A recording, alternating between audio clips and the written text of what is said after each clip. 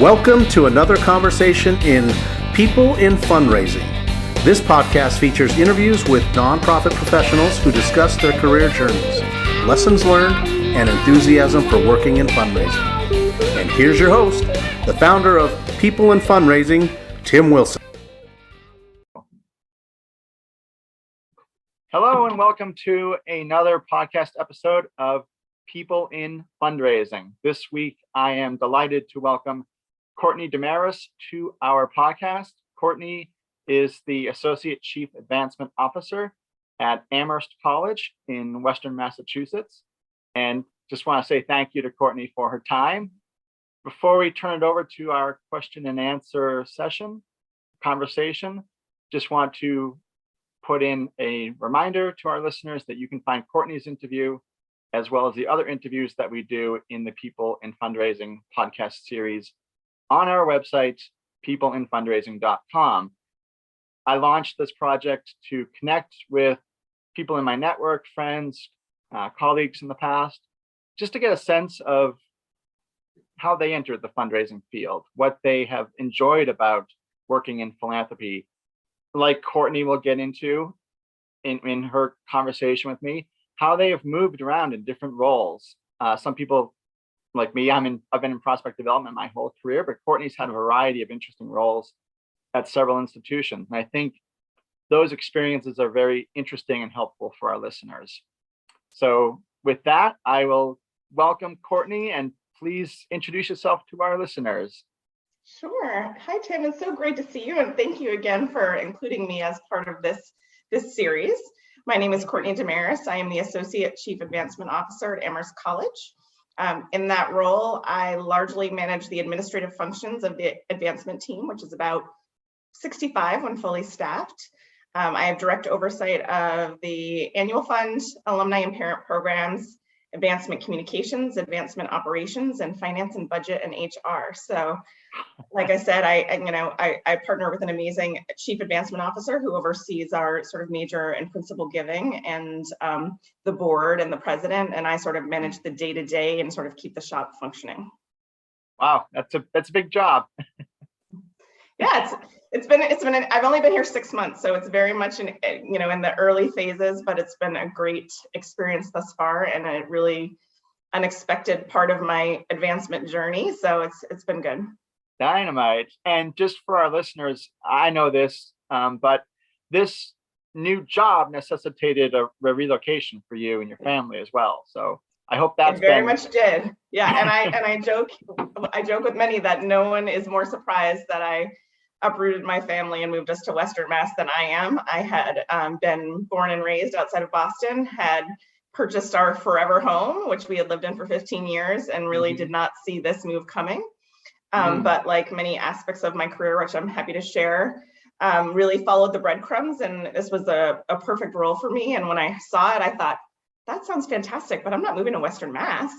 And then as I engaged in conversations about it, it was sort of too good to pass up. And so took a big leap, and luckily my family was on board, and here we are.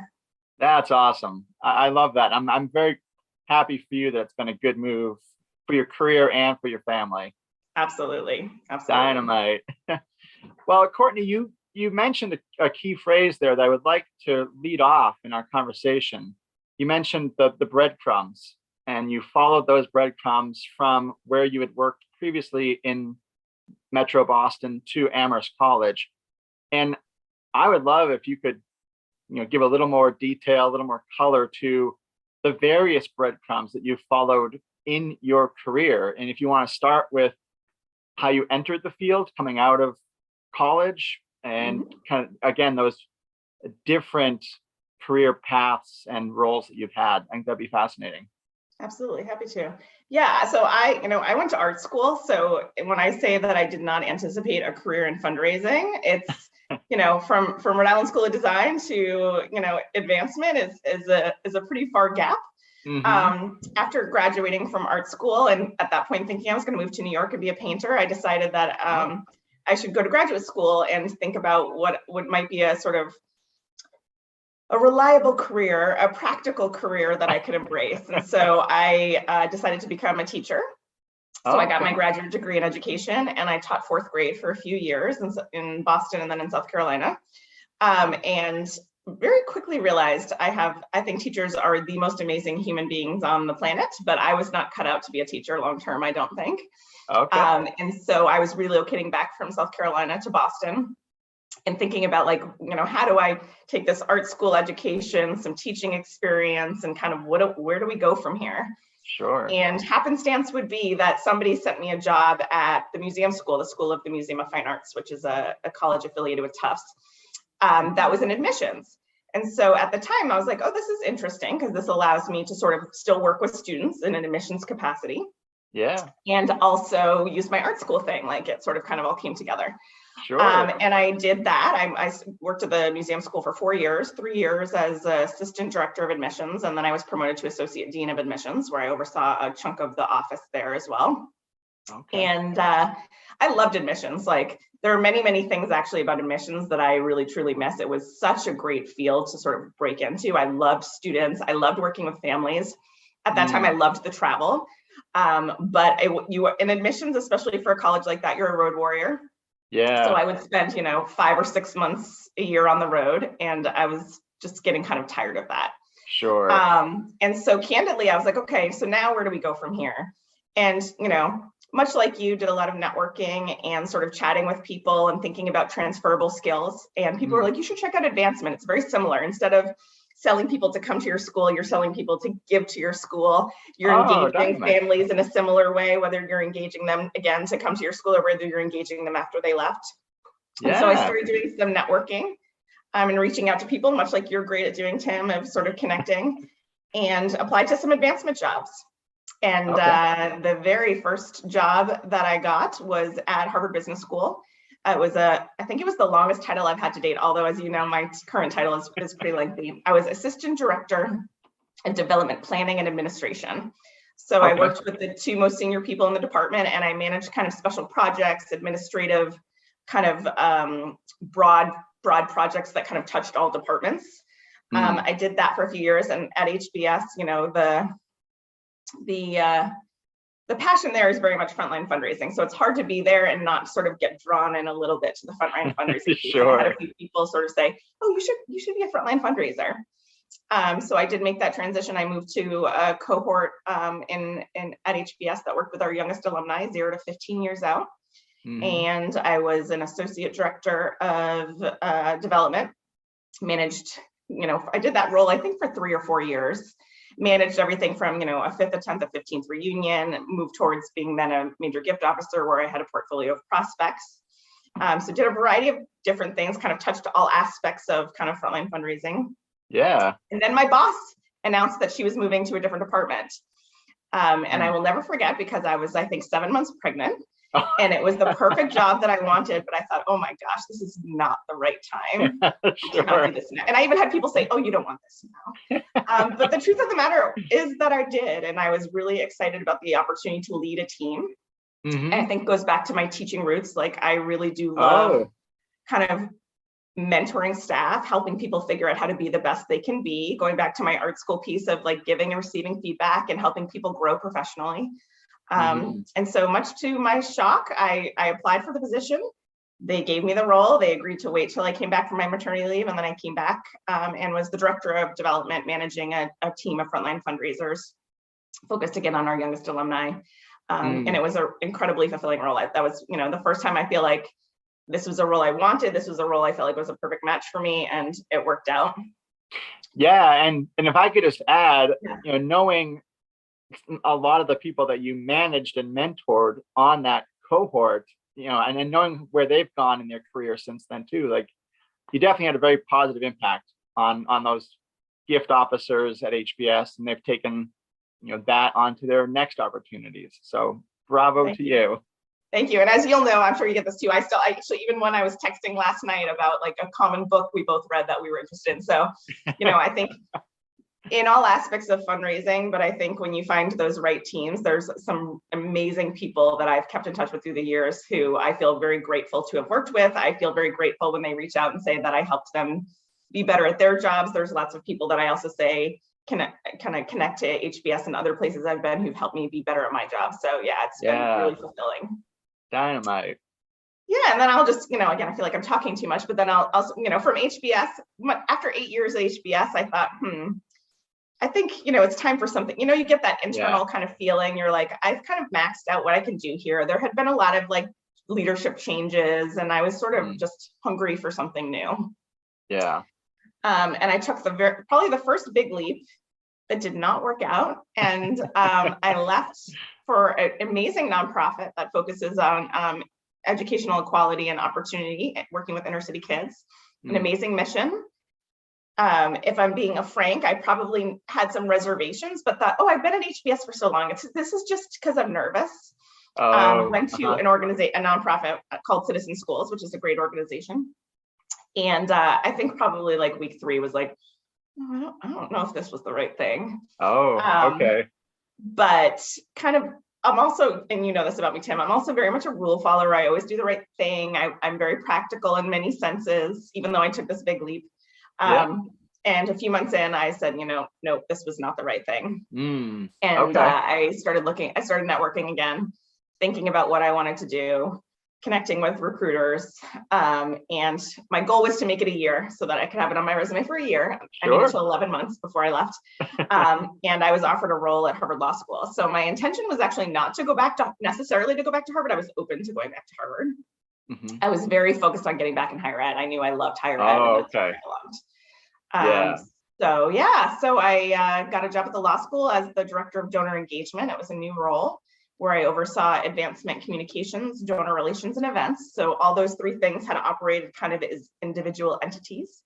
And my role was to kind of combine the work and the strategy across those and make sure we're building efficiencies and having common messaging and thinking about metrics and how we're measuring success.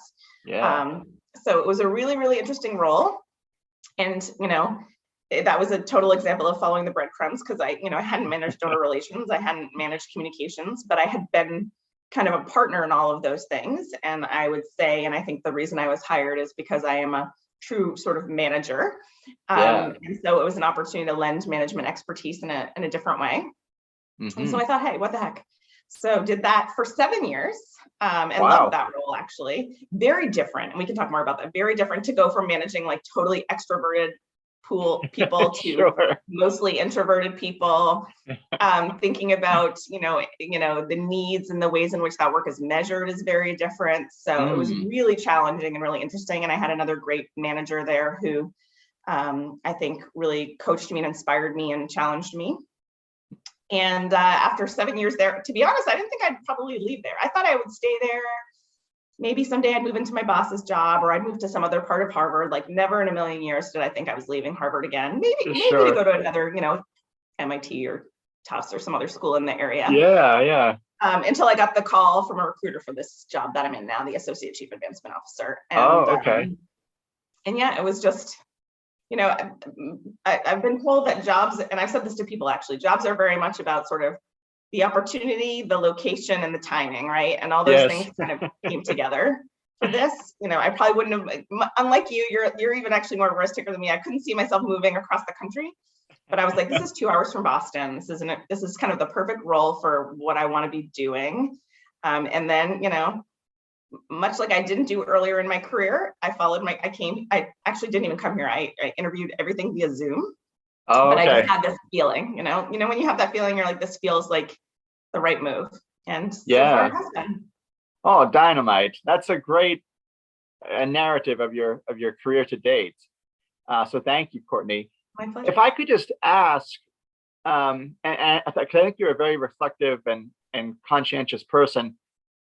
When you were contemplating this opportunity at Amherst, and then agreeing to it and realizing what it meant for you, your career, your family, were there any things you had learned from taking the leap to leave HBS to go to citizen schools in the past? I know that was years before, that was helpful as you were making this decision whether to leave Harvard Law School, leave your forever home, and so forth.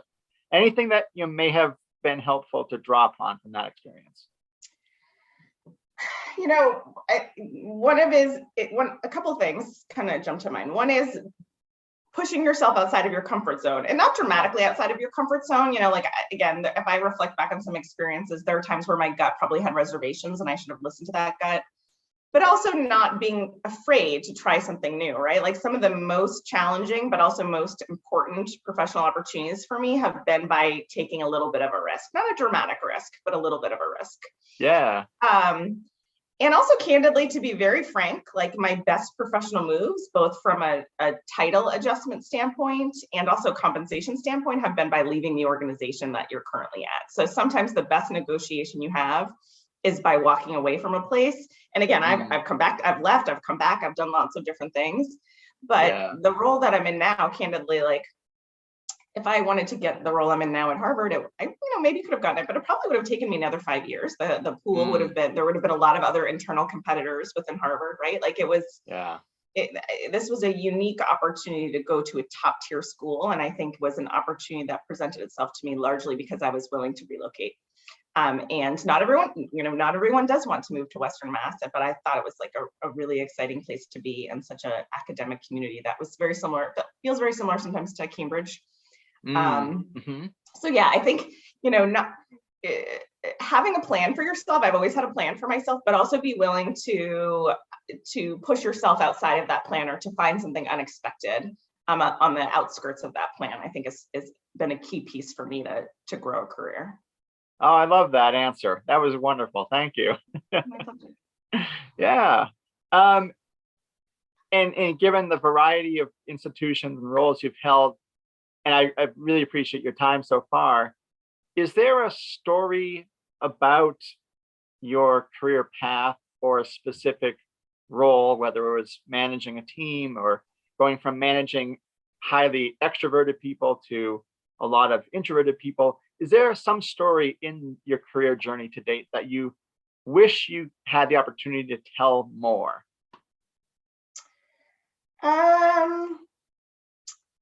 I would say probably two things. One is actually a lot to young women who are trying to grow careers. I think, again, I sort of said early in my career that moment where I was promoted to director, I was 8 months pregnant. The number of times women came up to me were like, "You were such an inspiration. We didn't know if they'd hire you. We didn't know if you'd get it. And we weren't sure you would go for it." So I think, and I've actually had many conversations over the years with women who want families, but also want to grow professionally. And I've always said, I don't buy into that. You can't have it all. You absolutely can. So, I am a highly efficient, highly organized, results producer. Yeah. And largely that is as a result of being a working mom who's balancing a lot of things and figuring a lot of things out and making the best use of my time. So one piece of advice I always want to give to young women is, like, don't sell yourself short.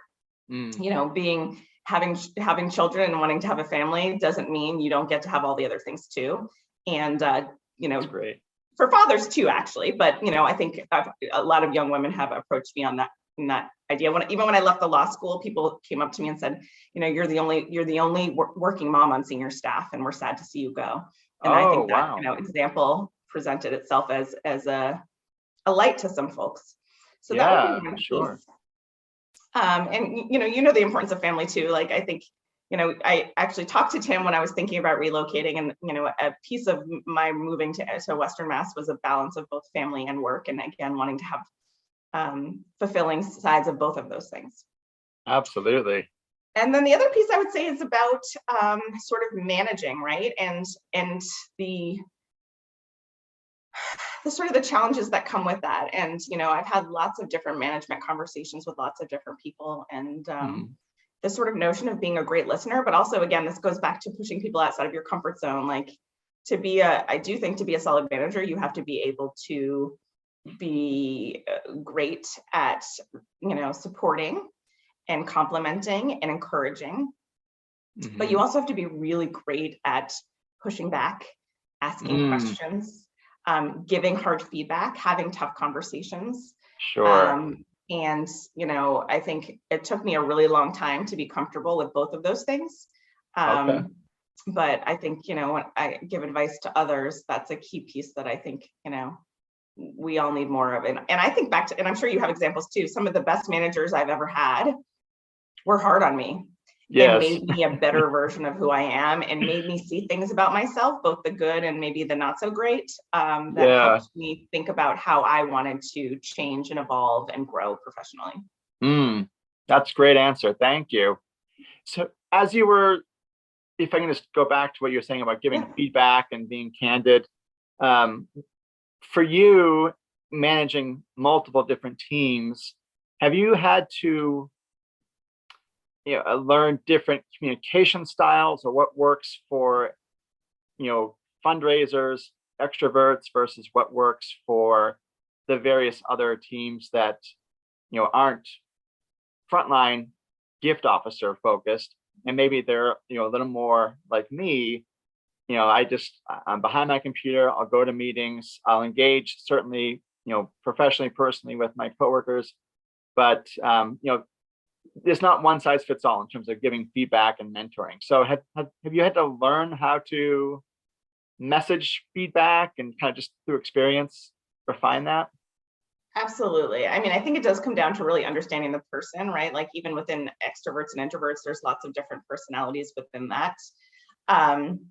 So, even now, 6 months in, I'm still sort of like figuring out who the folks are and how they operate and how they communicate and who tells me everything and who's harboring things that they might be worried about that I might have to pull out a little bit more. Oh. And so it is, again, really listening and paying attention and building trust with the people that you work with. But I would also say that, it's funny when if I were to generalize the extroverts versus the extroverts will tell you everything. Like I think to my early, and a lot of these people, my early days at Teammate, they told me everything. I knew more about their lives, their parents, their, whatever, you name it. Yeah. And so you just got more information. And I think back to some incredibly talented colleagues I worked with at the law school, for example, who were a bit more reserved. It was a little bit of, you had to look for sort of a moment that you might think like something seems a little off, or so-and-so seems like they're a little worried, or they said something, so you have to kind of dig it out. Yeah. And sort of, but again, I think in both cases, it also comes just back to building trust and building that kind of relationship. This is one of the things that I've always said is the most important to me. And I think about it. And when I think about managing people, is I always want the folks who work for me to know that I'm rooting for them and I'm on their team, right? Like I'm invested in their success as much as I'm invested in my own success, right? And so building that sense of trust and building that kind of camaraderie and that partnership, I think goes a long way, but it's something that does take time. So it often is hard, and it's paying attention to those, what each individual is and what they may need, or how they may need to be talked to differently than someone else who you might approach kind of in a different way. Yeah, that's great. I appreciate that feedback. And I just want to touch on one other thing, if that's okay. And this is, a little bit of a pivot here. You mentioned earlier that, you're very methodical. And I know like from when we worked together at HBS, and you would tell me like you're going to the local farmers market, you had mapped out, all of the vegetables and fruits you needed to plan for your family and for their meals. And again, like that's indicative of the investment you make in personal and professional. And I saw that also just with your managing of the team. But were there, I'm sure there were, so how did you react in moments when your best laid plans and the steps you envisioned needing to take went haywire, either through no fault of your own or just ghost in the machine type situation? Just talk about how that. Sorry. Yeah, I was going to say, you'll chuckle, Tim, because I still keep all of my menus on our shared calendar, and so my staff who have access to my calendar are always like, "Oh, quesadillas for dinner tonight, huh?" Some habits die hard, Tim. I'm glad you remember that about me. That's hilarious. That'll be my legacy. Like at my funeral, someone will share about all my menu planning and my list making and all the things. I mean, I think professionally in our career, there's 80% of it is planning and strategy, and 12% has to be left open for either pivoting or sort of the unexpected, or also exceptions to the rule. My team here hears me say this all the time. Like there's in no work that we do is there not an exception to the rule. There's always a donor who falls outside of a different category, an event that is slightly different or needs to be thought about differently. A report that needs to pull some odd quirk that might exist. So there is always an exception to the rule. So I would say that, there's a danger in flying blind without a strategic plan. Like, the questions I'll always ask, actually, a woman who worked for me once said, don't ever come to Courtney with a problem unless you have a solution, right? Like, I'm someone who, if you come to me with a challenge, I will always say, what do you think we should do? Or what are 3 options about how we could tackle this issue? Yeah. And so having a plan is so important. But 100%, even if you think back to the past, before the past 2 years, but the past 2 years have been nothing but pivoting, right? It's just constant pivoting.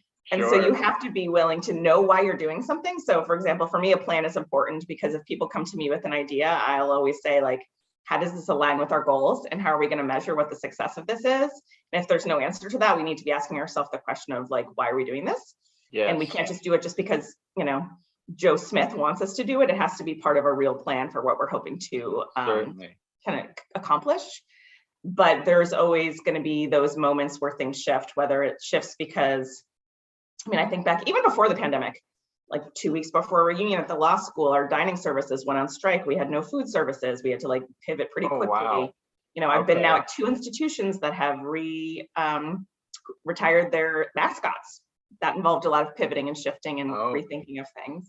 Interesting. And so you have to, if you're someone who can only live within this box of and not see outside of it, this business will be really hard because there's constantly unexpected things.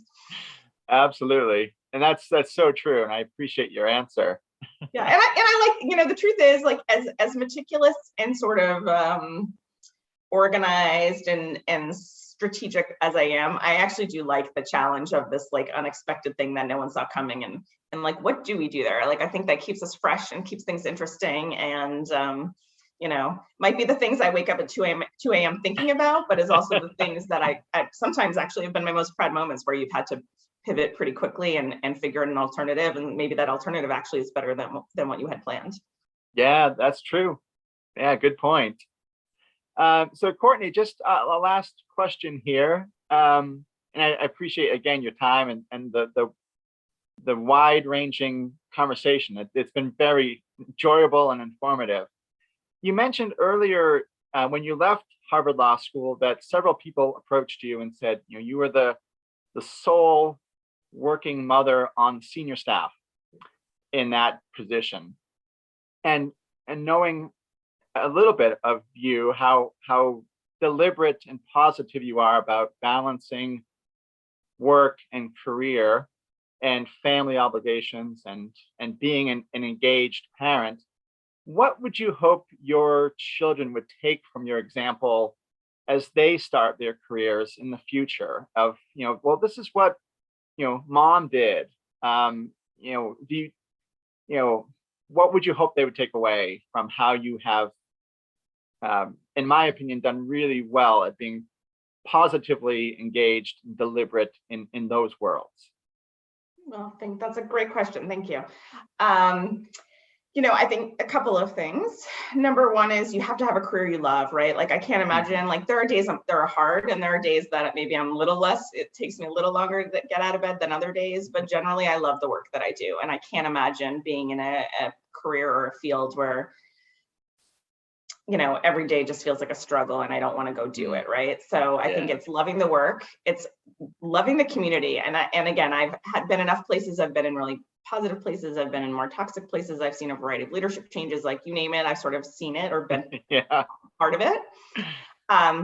Really valuing and loving your colleagues too. Like, your colleagues don't have to be your best friends, but at the same time, the community that you build of colleagues and the culture that you build that you exist within an organization is so important. And, that's part of actually what drew me here. Like, I am having seen a lot of shops that did things the way I wouldn't want to do them. I think very critically about the type of, what drew me here was the opportunity to build a department with a great chief advancement officer and to hopefully shape the culture of what this place could be, a supportive, hardworking, results-driven, committed place, but where we don't operate by fear. We don't, I'm not looking to make people feel bad about themselves. I'm looking to build a group of people who can raise our work up to that next level. So loving the work, loving the people and the culture that exists with it around you, I would hope my kids would think critically about.